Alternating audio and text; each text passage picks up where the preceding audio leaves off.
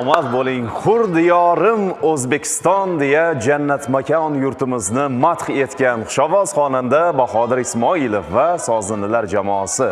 Rahmat, sog' bo'linglar deymiz. Xush kelibsiz. Assalomu alaykum aziz yurtdoshlar. Demak, mana shunday ajoyib jonli ijrolar bilan bugungi dasturimiz ham yuqori kayfiyatda o'z chiqishlarimizni boshlayapmiz. Demak, barchangizga eng yaxshi kayfiyatni ilinishni niyat qilganmiz azizlar. Bizdan yiroqlashmang. Albatta. Assalomu alaykum qadrli teletomoshabinlar. Assalom Xorazm musiqiy dam olish dasturining doimiy muxlislari, sizlar bilan yana fayzli, farag'baxsh tongda, tinchlik, omonlikda, sihat salomatlikda Oynai jahon orqali diydorlashib turganimizdan juda xursandmiz.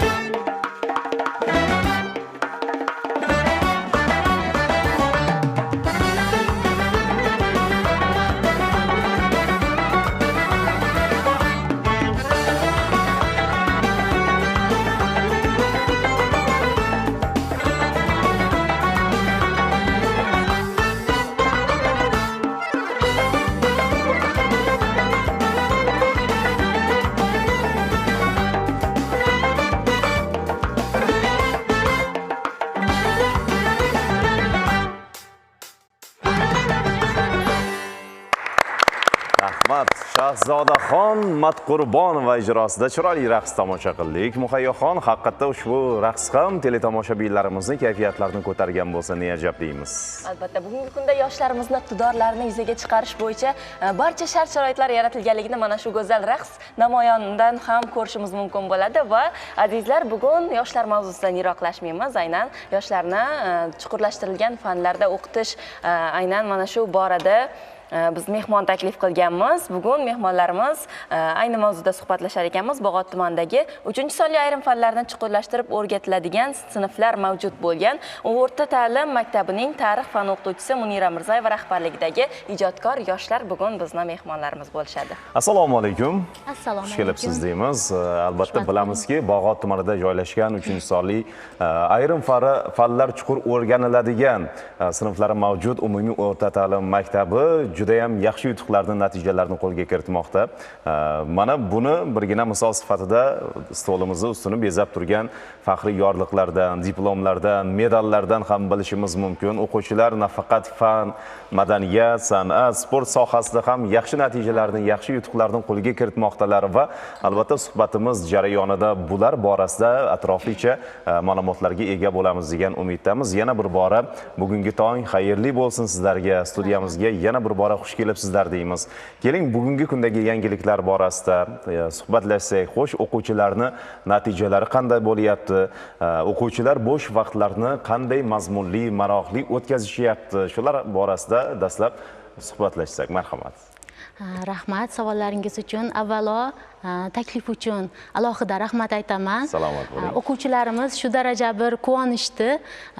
Maktabimizda 1163 nafar o'quvchi tahsil olsa, ulardan 15 tasini saralab, eng saralarini deydi-ku, shularni olib kelishga harakat qildik. Lekin bu degani bunday o'quvchilarimiz juda ham ko'p, iqtidorli, har taraflama o'z qobiliyatini namoyon qila olgan o'quvchilarimiz juda ham ko'p. Masalan, yonimda Muxtorova Dildora qizimiz o'tiribdi. 6-sinfda o'qishiga qaramasdan shu paytgacha juda ko'plab yutuqlarga erishgan.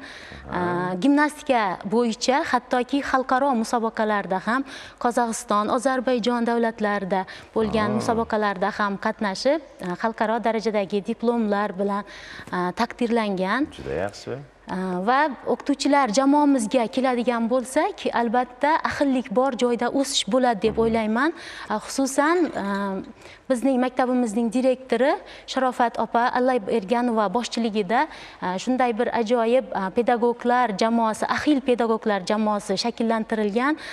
Xususan mana ma'rifiy ishlar bo'yicha direktor o'rinbosarimiz Sherali aka Allayberganov va o'quv ishlarimiz bo'yicha direktor o'rinbosarlarimiz bor.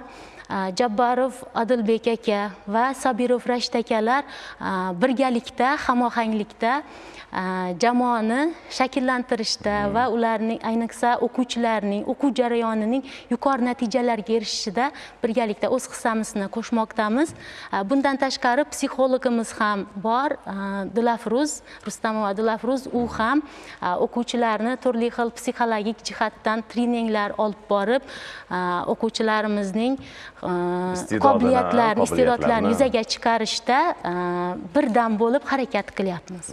Juda yaxshi. Bundan tashqari to'garaklarimizga to'xtaladigan bo'lsak, aynan ko'pchilik maktablar 2 smenali bo'ladi.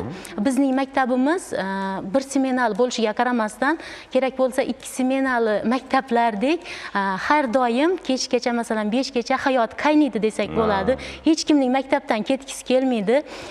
Aynan ustozlarimiz, direktorimizdan tortib boshqa fan o'qituvchilari mehnatlarini, mana mahsulini biz hozir ko'rib turibmiz.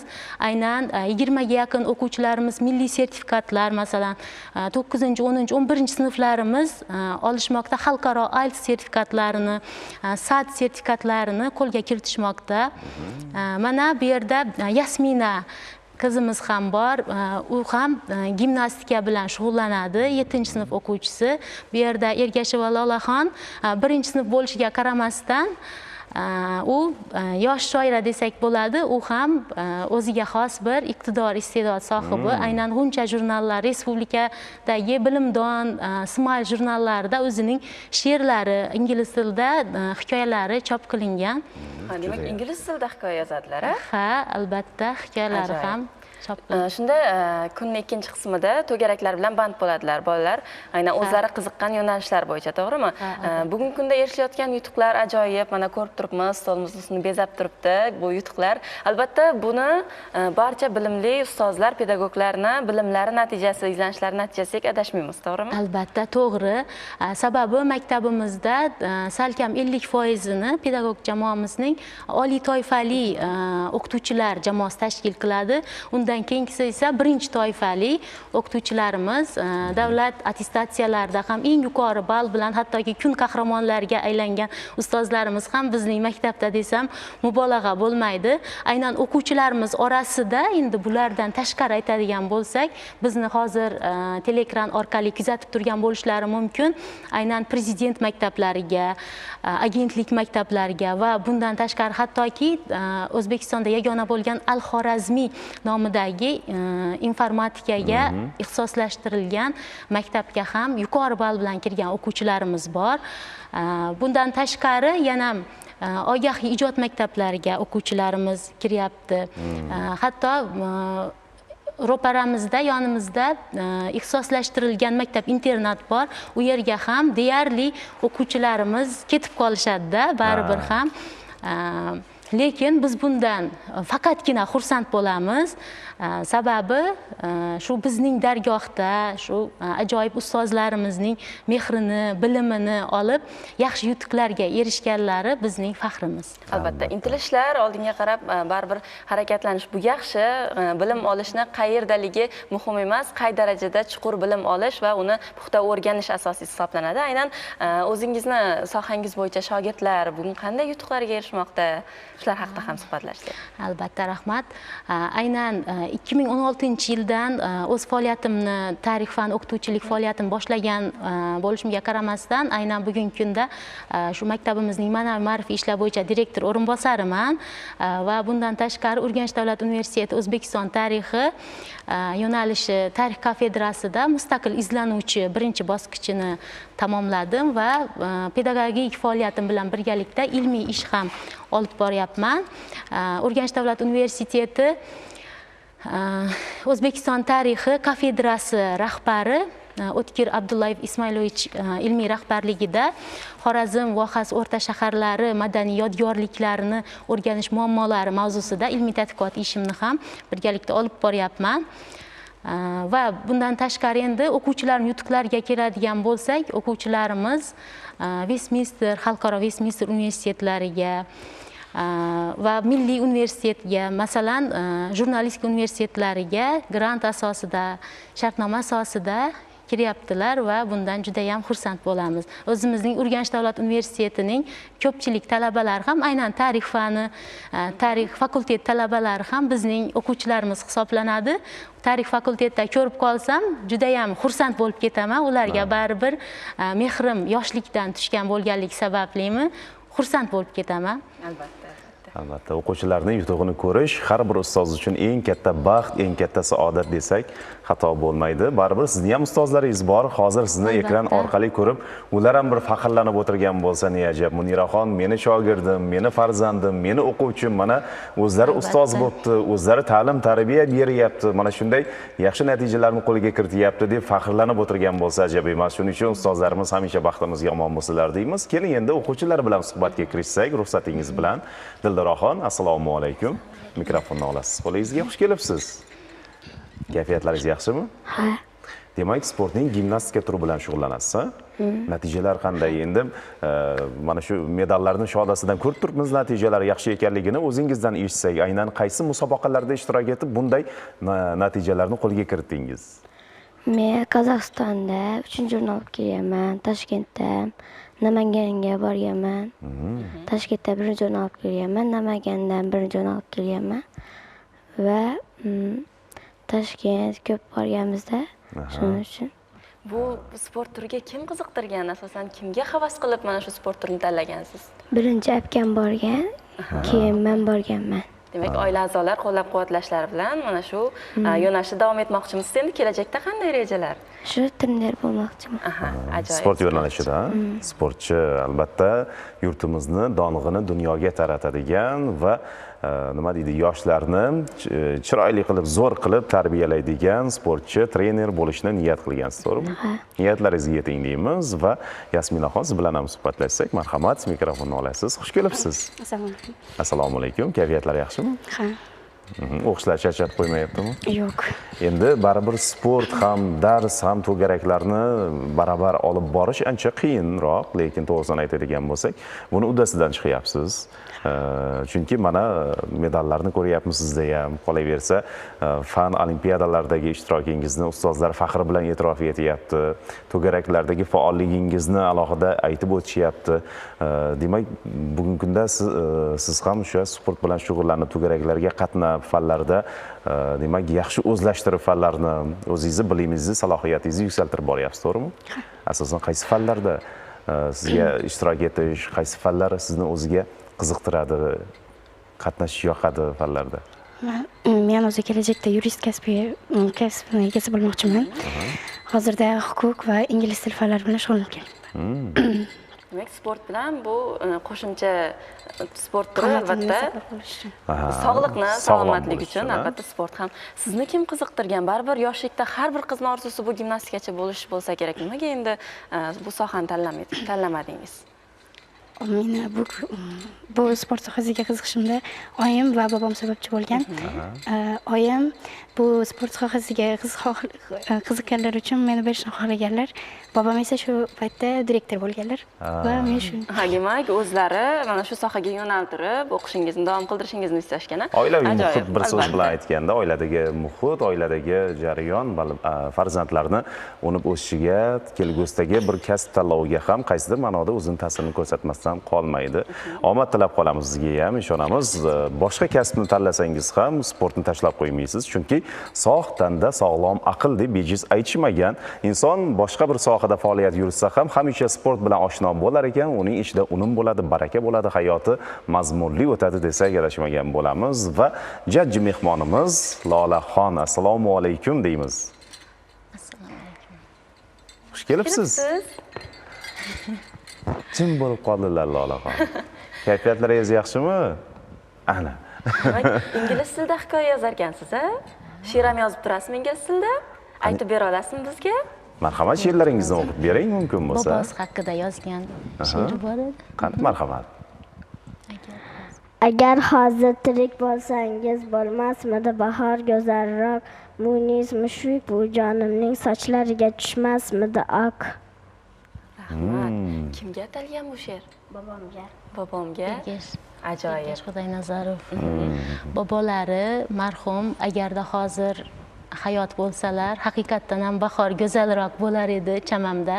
Sababi Xorazm viloyati ta'lim tizimini boshqargan, uzoq yillar davomida boshqargan Ergash Husaynov Xudoynazarov bo'ladilar. Joylari jannatda bo'lsin. Juda ham orzulari ko'p edi aynan. Xudo xohlasa birgalikda harakat qilamiz nabiralari bilan. Albatta, hamisha ajdodlarga munosib avlod bo'lsin farzandlar degan niyat bildiramiz va suhbatimizni bitta lavhadan keyin davom ettiramiz. Muniraxon,